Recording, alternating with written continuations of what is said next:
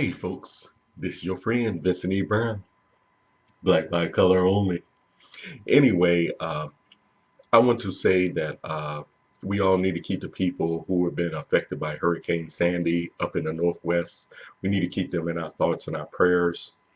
And the devastation is beyond belief.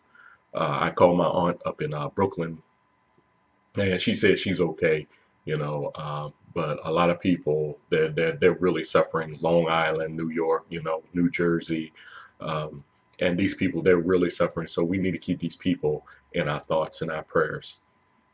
And on the other hand, this is what I want to discuss. When Hurricane Andrew hit Florida back in 1992 as a Category 5 storm, and left a lot of the destruction in its wake and everything. At the time, it was probably the costliest natural disaster in the United States. One of the cries went out that George Bush, the first George Bush, he didn't respond quick enough, and it probably cost him re-election, later that year. But people were blaming him that he didn't respond fast enough. Okay, now fast forward to some years later, 2005.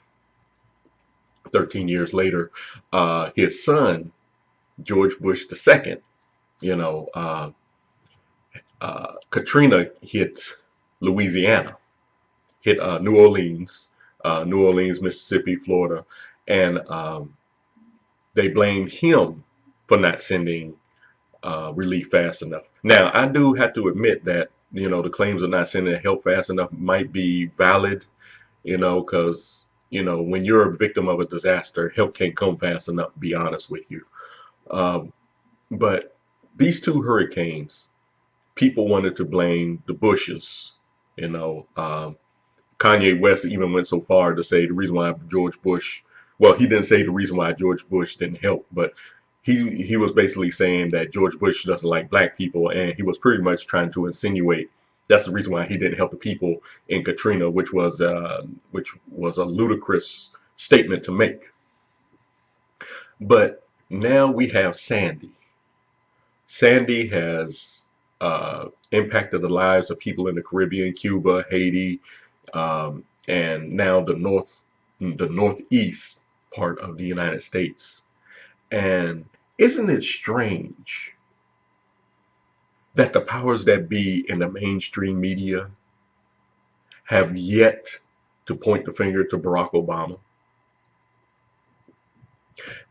People are melting down.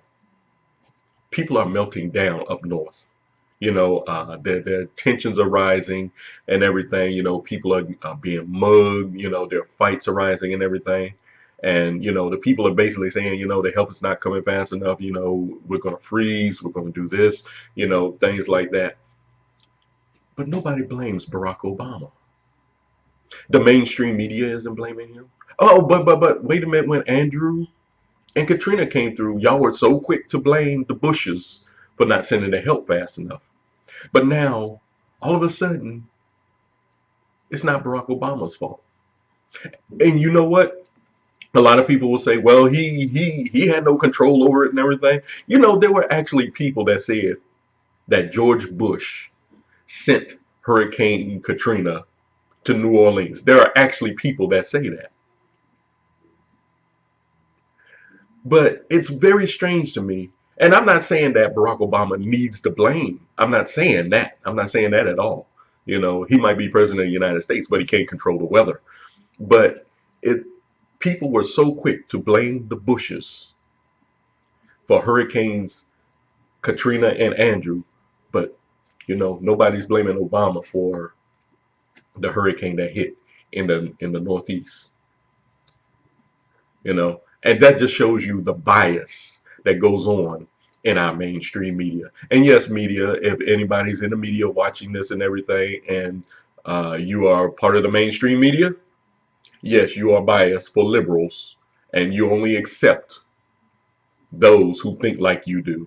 And anybody who doesn't think like you do, you go on a campaign of ridicule and character assassination and insults to tear conservatives down because you are already in the pocket of our Democratic liberal friends. And pretty much in the future, I got a lot to say about that. But anyway, my name is Vincent E. Brown. I'm signing off. And until the next time, I'll see you on the rebound.